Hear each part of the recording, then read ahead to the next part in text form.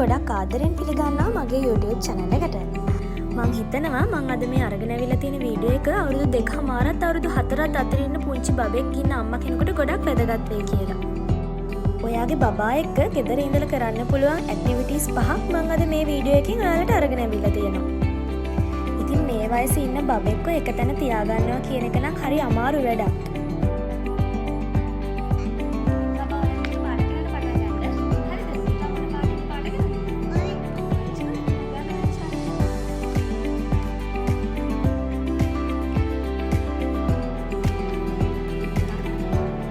හරි එහෙනම් අපි දැන් බලමු අද මොකද්ද කරන්න යන ඇක්ටිවිටීස් 5 කියලා.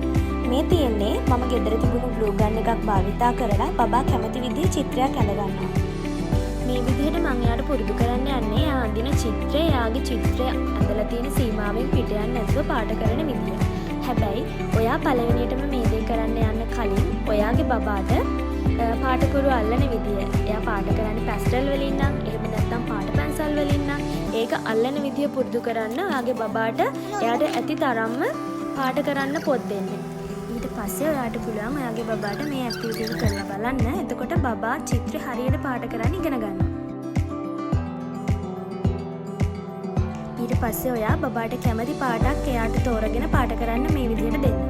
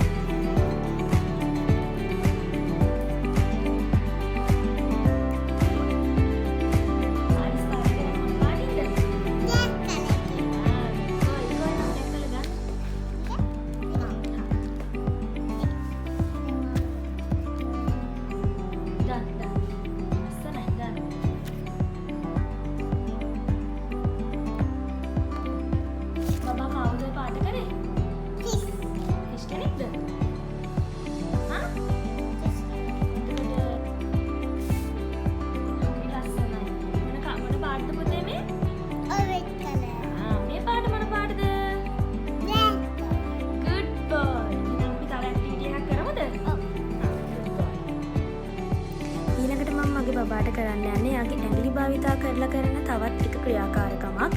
මේකෙදි මම කාඩ්බෝඩ් රවුන්ඩ් 10ක් කපාගෙන තියෙනවා. මේකට මෙන්න මේ වගේ බටයක් අරගෙන එයාට මේක කපාගත්ත කාඩ්බෝඩ් රවුන්ඩ් මැද හිල් කරලා එයාගේ ඇඟිලි වලින් ඒ හිල් වලට මේ බටේ දාන්නේ කොහොමද කියලා පුරුදු කරන්න තමයි හරියට මල් ලැබුණා වගේ ඇක්ටිවිටි එකක් කරන්න තමයි මම මේ හදන්නේ. මේ වගේ ඇක්ටිවිටි එකක් කරද්දී ඔයාට පුළුවන් එයාට තව කවුන්ට් කරන්න උගන්වන්නත්.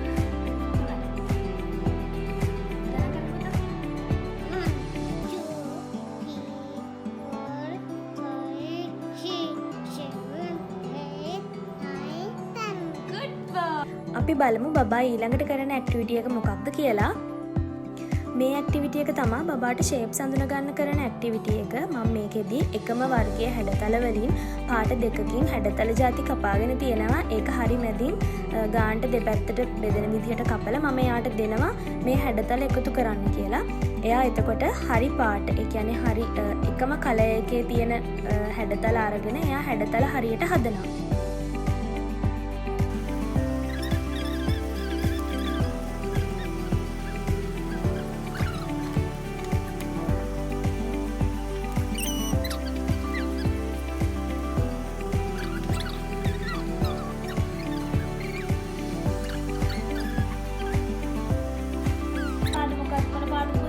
මේ වගේ ඇක්ටිවිටි එකක් කරද්දී ඔයාට පුළුවන් තව ඔයාගේ බබාට කලර්ස් අඳුන ගන්නත් කියලා දෙන්න. මේ පාට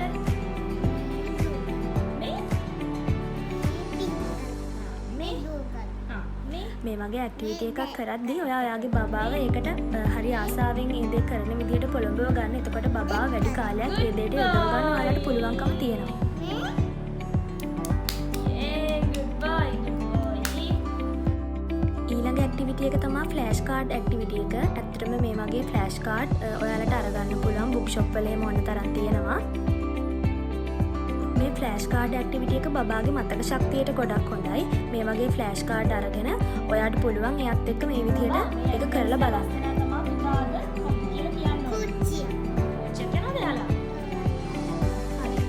මේ කවුද පුතේ?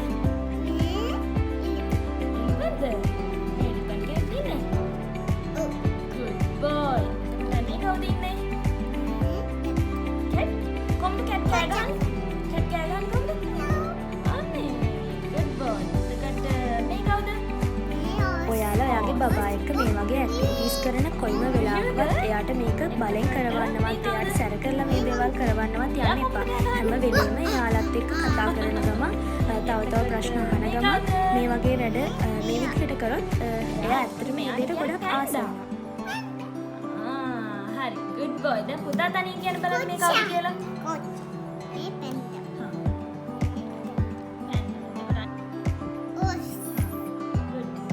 ෆ්ලෑෂ් කාඩ් ඇක්ටිවිටි එක නම් ඇත්තටම බබාට ගොඩක් හොඳයි. මොකද එයාට ගොඩක් මතක ශක්තිය වර්ධනය කරගන්න මේ ඇක්ටිවිටි එක වැදගත් වෙනවා.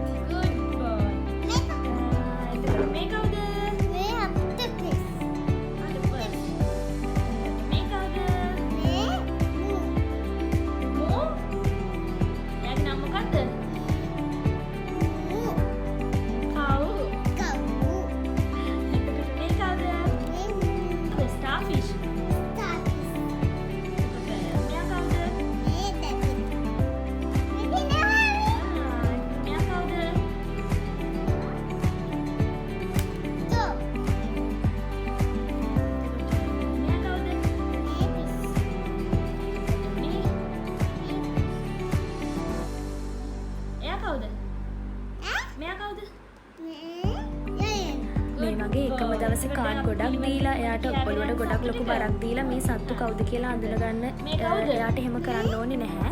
ඔයාට පුළුවන් පළවෙනි දවසේ එයාට සත්තු දෙන්නෙක්, ඊළඟ දවසේ සත්තු 3 දෙනෙක් එහෙම සත්තු වැඩි කරන්න. මගේ බබාට මම මේ දේවල් ලියන කුරු නිසා එයා මේ දේවල් ඒ විදිහට කරන්න. මෙයා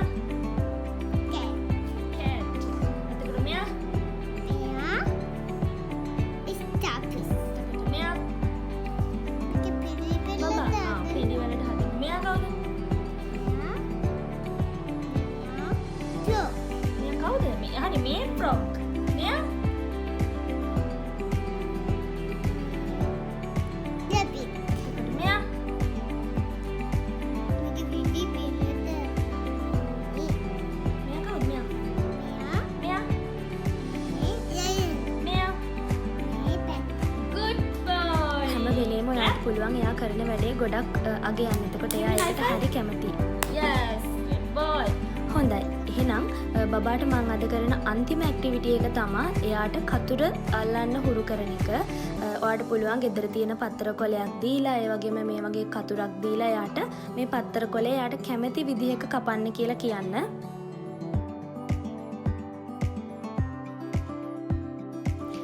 මේ ඇක්ටිවිටි එකෙන් බබාගේ අත් දෙක ගොඩක් වැඩ කරනවා.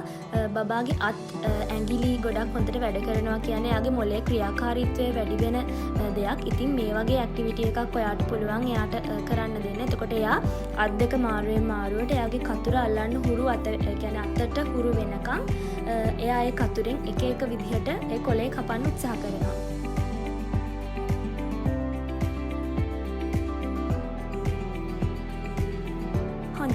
මේවා තමා මම මගේ බබාට ගෙදර ඉඳගෙන කරන ඇක්ටිවිටීස්. ඇත්තටම හරි සරල ඇක්ටිවිටීස්.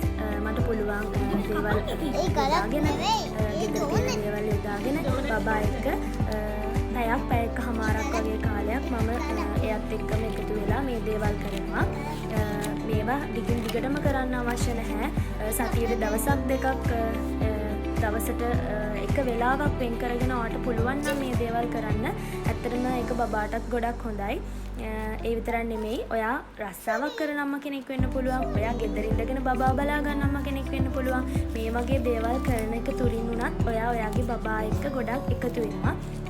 ඉතින් මම හිතනවා මේ දේවල් ඔයා උත්සාහ කරලා බලයි කියලා.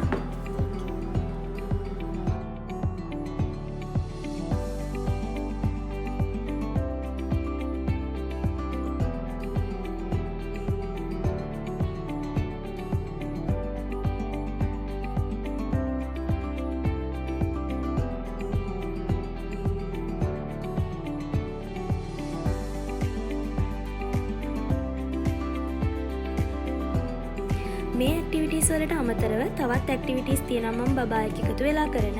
මම බලාපොරොත්තු වෙනවා ඉදිරියට ඒ වීඩියෝස් ඔයාලට අරගෙන එන්න.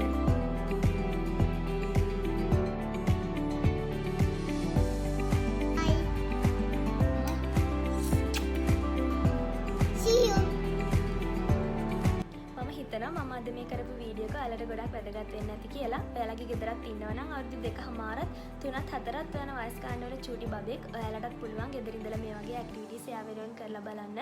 මම මේ ඇක්ටිවිටීස් මගේ බබාට මීට කලින් කරලා තියෙනවා. ඒ නිසා තමයි එයා අද ගොඩක් ඉක්මනට මේ දේවල් කරේ. මේ එක ඇක්ටිවිටි එකක් එක දිගට කරන්න සතියක් දෙකක් කරලා බලන්න. එතකොට එයා ඒ දෙයට හුරු වෙනවා. ඉතින් මේම එක දිගට කරගෙන යන්න ඕනේ නැහැ. හැම ඇක්ටිවිටි එකම එයාට පුරුදු වෙනකන් අලුත් ඇක්ටිවිටීස් එක එක දවසට කරන්න. ඉතින් එහෙනම් ආයිත් මේ වගේ වැදගත් වීඩියෝ එකකින් හම්බ වෙන්න.